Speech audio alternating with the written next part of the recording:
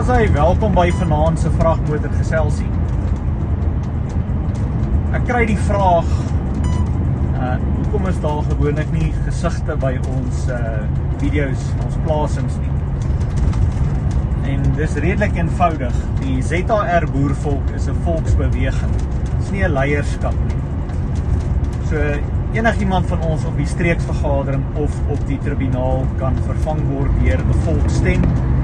As die volk dink daar's iemand anders wat die taak beter kan verrig, dan is dit hulle vry om kapsie te maak teen wat huidiglik gebeur en dan iemand niets in te stem.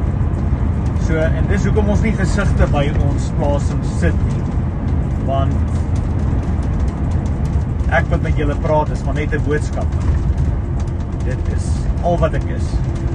Want ongelukkig het ons maar geleer in die verlede, leiers word vervang en leiers kan uitgehaal word en gekoop word en mislei word. So, dis eenvoudig. So, ons gaan nie iemand daarvoor sit en dit is ons leier en almal moet nou daai persoon volg nie.